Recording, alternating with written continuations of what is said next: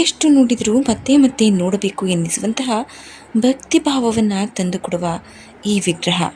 ಸ್ನೇಹಿತರೆ, ಈ ವಿಗ್ರಹ ಇದ್ದಿದ್ದು ಹಂಪಿಯಲ್ಲಿ. ಹೌದು, ಈ ಒಂದು ಅದ್ಭುತವಾದ ರಹಸ್ಯಮಯ ವಿಗ್ರಹ ಇರುವುದು ಹಂಪಿಯಲ್ಲಿ. ಏನಪ್ಪ, ಯಾವುದೇ ವಿಗ್ರಹ, ಈ ರೀತಿ ಯಾವ ವಿಗ್ರಹ ಕೂಡ ಹಂಪಿಯಲ್ಲಿಲ್ವಲ್ಲ ಅಂತ ಯೋಚಿಸ್ತಿದ್ದೀರಾ? ಬನ್ನಿ, ಹಾಗಾದರೆ ಈ ವಿಗ್ರಹ ಯಾವುದು, ಈಗ ಹೇಗಾಗಿದೆ ಅಂತ ತಿಳಿದುಕೊಳ್ಳೋಣ. ಇಂದಿನ ವಿಡಿಯೋದಲ್ಲಿ ನಾವು ಭಾರತದ ಅತ್ಯಂತ ಅದ್ಭುತ ರಹಸ್ಯಮಯ ಶಿಲ್ಪಗಳಲ್ಲಿ ಒಂದಾದ ಹಂಪಿಯ ಉಗ್ರ ನರಸಿಂಹಸ್ವಾಮಿ ಮೂರ್ತಿ ಬಗ್ಗೆ ತಿಳಿದುಕೊಳ್ಬೇಕು. ಸುಮಾರು 500 ವರ್ಷಗಳ ಇತಿಹಾಸವನ್ನು ಹೊಂದಿರುವ ಈ ಭವ್ಯವಾದ ಮೂರ್ತಿಯ ಹಿಂದೆ ಅಡಗಿರುವ ಕಥೆ, ಅದರ ವೈಭವ, ಅದರ ದುಃಖದ ಇತಿಹಾಸವನ್ನು ತಿಳಿದರೆ ನೀವು ಕೂಡ ಒಮ್ಮೆ ಆಶ್ಚರ್ಯಚಕಿತರಾಗ್ತೀರಾ. ಲಕ್ಷ್ಮೀ ನರಸಿಂಹಸ್ವಾಮಿ ದೇವಸ್ಥಾನ ಇದು. ಹಂಪಿ ವಿಶ್ವಾದ್ಯಂತ ಪ್ರವಾಸಿಗರನ್ನು ತನ್ನತ್ತ ಆಕರ್ಷಿಸುವಂಥ ಐತಿಹಾಸಿಕ ತಾಣ.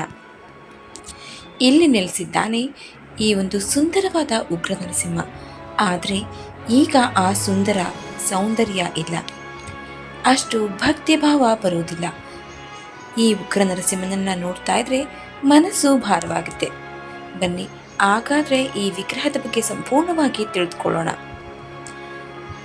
ನಮ್ಮ ಪುರಾಣಗಳ ಪ್ರಕಾರ ವಿಷ್ಣುವಿನ 4ನೇ ಅವತಾರವೇ ನರಸಿಂಹ ಅವತಾರ. ಹಿರಣ್ಯಕಶಿಪು ಎಂಬ ರಾಕ್ಷಸನನ್ನು ಸಂಹಾರ ಮಾಡಲು ಮಹಾವಿಷ್ಣು ಅರ್ಧ ಮನುಷ್ಯ ಅರ್ಧ ಸಿಂಹದ ರೂಪವನ್ನು ತಾಳ್ತಾನೆ. ಈ ರೂಪ ಶಕ್ತಿ, ಧರ್ಮ, ನ್ಯಾಯದ ಸಂಕೇತವಾಗಿದೆ. ಅದೇ ನರಸಿಂಹಸ್ವಾಮಿ. ಈ ಭವ್ಯ ಮೂರ್ತಿ ಕ್ರಿಸ್ತಶಕ 1528ರಲ್ಲಿ ವಿಜಯನಗರ ಸಾಮ್ರಾಜ್ಯದ ಸುವರ್ಣ ಯುಗದಲ್ಲಿ ನಿರ್ಮಿಸಲಾಯಿತು. ಅಂದರೆ ಶ್ರೀ ಕೃಷ್ಣದೇವರಾಯರ ಕಾಲದಲ್ಲಿ ನಿರ್ಮಾಣವಾದ ಮೂರ್ತಿ ಇದು. ಆ ಸಮಯದಲ್ಲಿ ವಿಜಯನಗರ ಸಾಮ್ರಾಜ್ಯವನ್ನು ಆಳ್ತಾ ಇದ್ದವರು ಹೆಮ್ಮೆಯ ಕೃಷ್ಣದೇವರಾಯರು. ಸುಮಾರು 6.7 ಮೀಟರ್ ಅಂದರೆ 22 ಅಡಿ ಎತ್ತರದ ಈ ಏಕಶಿಲಾ ಮೂರ್ತಿಯನ್ನು ಒಂದೇ ಒಂದು ಬಂಡೆಯಿಂದ ಕೆತ್ತಲಾಗಿದೆ.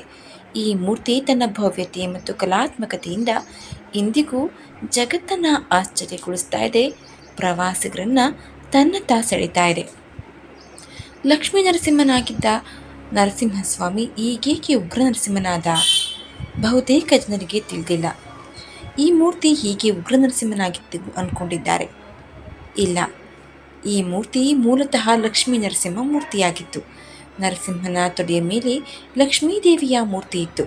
ಆದರೆ ವಿಜಯನಗರ ಸಾಮ್ರಾಜ್ಯದ ಪತನದ ನಂತರ ನಡೆದ ದಾಳಿಗಳಲ್ಲಿ ಲಕ್ಷ್ಮೀದೇವಿಯ ಭಾಗ ಹಾನಿಗೊಳಗಾಗುತ್ತೆ. ಇದರಿಂದ ಇಂದು ನಾವು ಕಾಣುತ್ತಿರುವ ಮೂರ್ತಿಯು ಉಗ್ರ ನರಸಿಂಹ ಅಂತ ಪ್ರಸಿದ್ಧವಾಯಿತು. ಆದರೆ ವಾಸ್ತವದಲ್ಲಿ ಅದು ಶಾಂತ ಸ್ವರೂಪದ ಲಕ್ಷ್ಮೀ ನರಸಿಂಹ ಮೂರ್ತಿಯಾಗಿತ್ತು.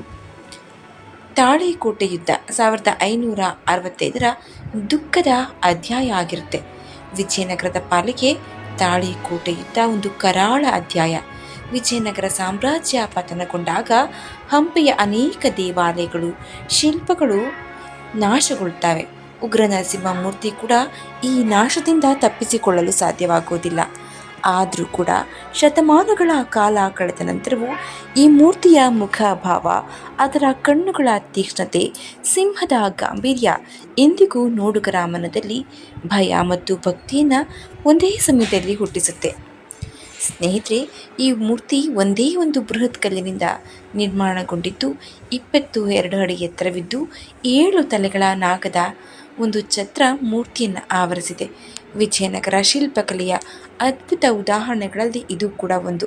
ವಿಶ್ವದಾದ್ಯಂತ ಇತಿಹಾಸಕಾರರು ಮತ್ತು ಪ್ರವಾಸಿಗರನ್ನು ಆಕರ್ಷಣೆ ಮಾಡ್ತಾ ಇದೆ. ಇಂದು ಹಂಪಿ ಭಾರತದ ಅತ್ಯಂತ ಪ್ರಸಿದ್ಧ ಪಾರಂಪರಿಕ ತಾಣಗಳಲ್ಲಿ ಒಂದು. ಯುನೆಸ್ಕೋ ವಿಶ್ವ ಪರಂಪರೆ ತಾಣವಾಗಿ ಗುರುತಿಸಿಕೊಂಡಿರುವ ಹಂಪಿಯ ವೈಭವದಲ್ಲಿ ಉಗ್ರ ನರಸಿಂಹ ಮೂರ್ತಿ ಕೂಡ ಪ್ರಮುಖವಾದ ಸ್ಥಾನವನ್ನು ಪಡೆದಿದೆ. ಒಂದು ಕಾಲದಲ್ಲಿ ಮಹಾ ಸಾಮ್ರಾಜ್ಯದ ವೈಭವಕ್ಕೆ ಸಾಕ್ಷಿಯಾಗಿದ್ದ ಈ ಉಗ್ರ ನರಸಿಂಹ ಮೂರ್ತಿ ಇಂದು ಇತಿಹಾಸದ ಮೌನ ಸಾಕ್ಷಿಯಾಗಿ ನಿಂತಿದೆ. ಅದರ ಕಣ್ಣುಗಳಲ್ಲಿ ಇನ್ನೂ ವಿಜಯನಗರ ವೈಭವ, ಪತನ ಮತ್ತು ಇತಿಹಾಸದ ನೋವು ಅಡಗಿದೆ ಎನ್ನುವುದು ಅನೇಕ ಇತಿಹಾಸ ಪ್ರೇಮಿಗಳ ನಂಬಿಕೆಯಾಗಿದೆ. ಸ್ನೇಹಿತರೆ, ಹಂಪಿಯ ನರಸಿಂಹಸ್ವಾಮಿ ವಿಗ್ರಹದ ಬಗ್ಗೆ ನಿಮ್ಮ ಅನಿಸಿಕೆ ಏನು? ಈ ವಿಡಿಯೋ ನಿಮಗೆ ಇಷ್ಟವಾಗಿದ್ದರೆ ಲೈಕ್ ಮಾಡಿ, ಶೇರ್ ಮಾಡಿ, ನಮ್ಮ ಚಾನಲನ್ನು ಸಬ್ಸ್ಕ್ರೈಬ್ ಮಾಡಲು ಮರೆಯಬೇಡಿ. ಜೈ ಶ್ರೀ ನರಸಿಂಹ.